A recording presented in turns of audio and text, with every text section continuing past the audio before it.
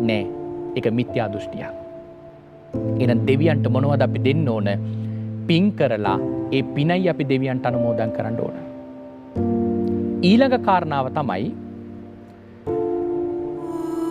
අපි අද කාලේ පින්වතුනි දකිනවා මේ දෙවියන්ට පින් දුන්නට අපිව ආරක්ෂා කරන බවක් පේන්නේ නැහැ. එහෙනම් එතන මොකද තියෙන අඩුපාඩුව? එතන තියෙන අඩුපාඩුව තමයි මේ කාරණාව විශේෂයෙන්ම ඔබට මතක් කරන්නට ඕන. අපි අද කාලේ පින් දෙන්නේ කාටද කියලා. අපි අද කාලේ දෙවියන් කියලා පින් දෙන්නේ විෂ්ණු දෙවියෝ, කතරගම දෙවියෝ, සූනියන් දෙවියෝ, පත්තිනි දෙවියෝ, කාලි දෙවියෝ. මෙන්න මේ වගේ ගත්තොත් සරස්වතී දෙවියෝ මේ හැම දෙවි කෙනෙක්ම අයිති කාටද? හින්දු ආගමට. අපේ දහමට, අපේ ශාසනයට අයිති දෙවිවරු නෙවෙයි මේ දෙවිවරු.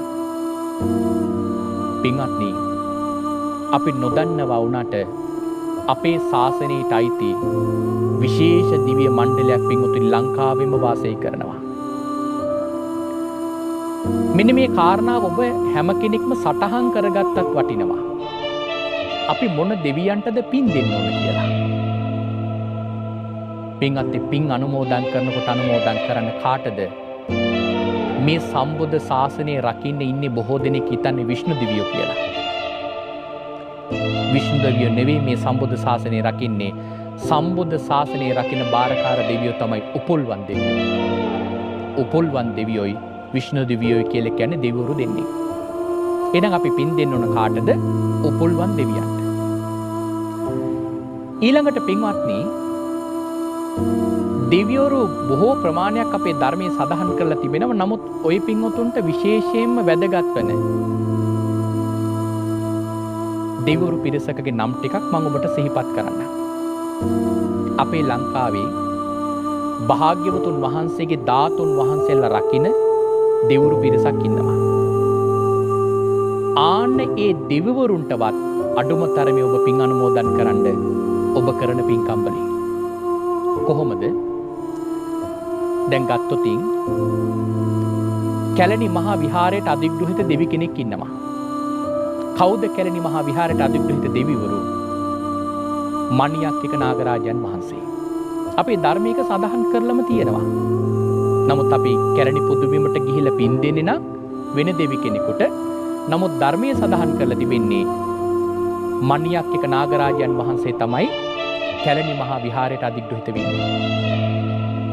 ඊළඟට රුවන්වැලි මහා සෑයට අධිග්‍රහිත වෙන්නවා විශාල රූප කියලා දෙවි කෙනෙක්. රුවන්වැලි මහා සෑය ආරක්ෂා කරන්නේ විශාල රූප කියලා දෙවි කෙනෙක්. මිරිසවැටි ආරක්ෂා කරන්නේ ඉන්දක කියලා දෙවි කෙනෙක්. තූපාරාමයේ ආරක්ෂා කරන්නේ පතවි පාල කියලා දෙවි කෙනෙක්. ශ්‍රීපාදස්ථානයයි මහියංගන සෑරදානන් වහන්සේ ආරක්ෂා කරන්නේ සුමන සමන් දිවි රාජෝත්තමයන් වහන්සේ. ඒ වගේමයි තිස්ස මහා රාම චෛත්‍ය ආරක්ෂා කරන්නේ මණි මේකලා කියලා දිව්‍යාංගනාවක්. කතරගම කිරිවිහෙර ආරක්ෂා කරන්නේ පින්වත්නි මහා ഘോഷ කියලා දෙවි කෙනෙක්. දීඝවාපි ආරක්ෂා කරන්නේ මහා සේන කියලා දෙවි කෙනෙක්. නාගදීපි ආරක්ෂා කරන්නේ මහා මහින්ද කියලා දෙවි කෙනෙක්. සේරුවාවිල පුදුබිම ආරක්ෂා කරන්නේ සුමන කියලා නාගරාජයන් වහන්සේ නමකුයි.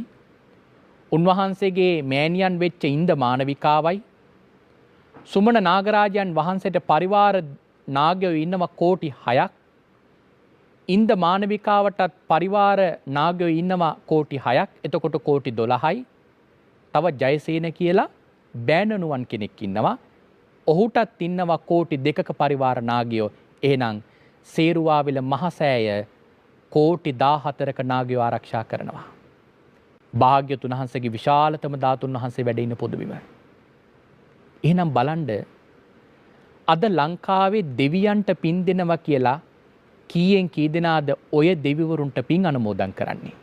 මම මේ සඳහන් කරපු දිව්‍ය මණ්ඩලයම අපේ ධර්මයේ සඳහන් වෙලා ඉන්නේ කවුද දෙවිවරුන්ට ඒ තැන් ආරක්ෂා කරන්න කියලා පැවරුවේ භාග්‍යවතුන් වහන්සේ මේ ලංකාවට වැඩම කරපු වෙලාවේ. ඔය සියලුම ස්ථානයන් වලට වැඩම කරලා අනාගතයේ මේ තැන්වල මෙවැනි ධාතු චෛත්‍යයන් නිර්මාණය වෙනවා. ඒ චෛත්‍යයන් ආරක්ෂා කරන්න කියලා පින්වත්නි ඒ දෙවිවරුන්ට පැවරුවා. නෑ, ඒක මිත්‍යා දෘෂ්ටියක්.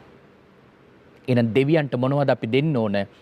පින් කරලා ඒ පිනයි අපි දෙවියන්ට අනුමෝදන් කරන්න ඕන. ඊළඟ කාරණාව තමයි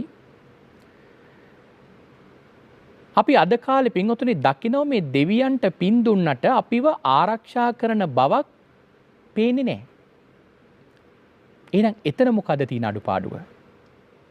එතන තියෙන අඩුපාඩුව තමයි මේ කාරණාව විශේෂයෙන්ම ඔබට මතක් කරන්නට ඕන.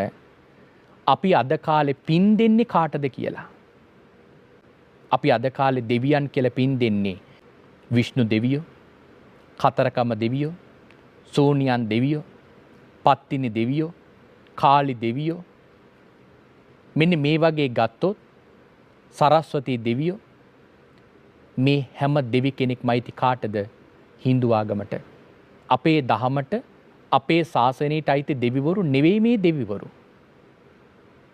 පින්වත්නි, අපි නොදන්නවා වුණාට අපේ ශාසනයට අයිති විශේෂ දිව්‍ය මණ්ඩලයක් පින්වතුනි ලංකාවෙම වාසය කරනවා.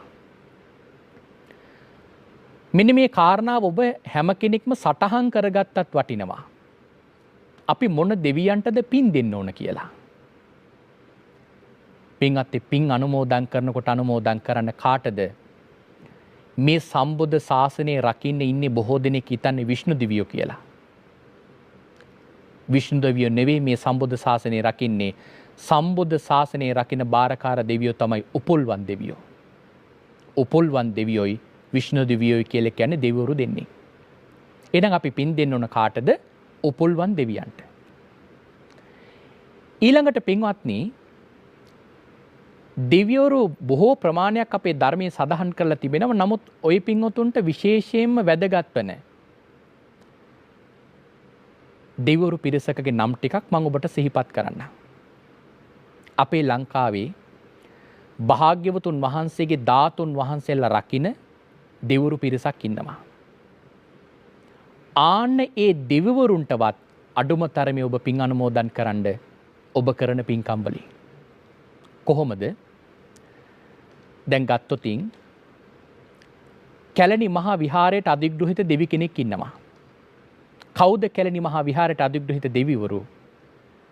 මණියක් එක නාගරාජන් වහන්සේ. අපේ ධර්මයක සඳහන් කරලම තියෙනවා. නමුත් අපි කැලණි පුදුබිමට ගිහිල්ලා පින් දෙන්නේ නම් වෙන දෙවි කෙනෙකුට. නමුත් ධර්මයේ සඳහන් කරලා තිබෙන්නේ මණියක් එක නාගරාජන් වහන්සේ තමයි කැලණි මහා විහාරයට අධිග්‍රහිත වෙන්නේ.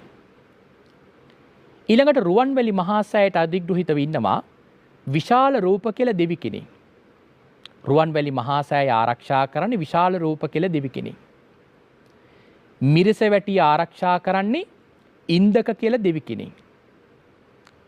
තූපාරාමයේ ආරක්ෂා කරන්නේ පතවි පාල කියලා දෙවි කෙනෙක්. ශ්‍රීපාදස්ථානයයි මහියංගන සෑරදානන් වහන්සේ ආරක්ෂා කරන්නේ සුමන සමන් දිවි රාජෝත්තමයන් වහන්සේ. ඒ වගේමයි තිස්ස මහා රාම චෛත්‍ය ආරක්ෂා කරන්නේ මණි මේකලා කියලා දිව්‍යාංගනාවක්. කතරගම කිරිවිහෙර ආරක්ෂා කරන්නේ පින්වත්නි මහා ഘോഷ කියලා දෙවි කෙනෙක්. දීඝවාපි ආරක්ෂා කරන්නේ මහා සේන කියලා දෙවි කෙනෙක්. නාගදීපි ආරක්ෂා කරන්නේ මහා මහින්ද කියලා දෙවි කෙනෙක්.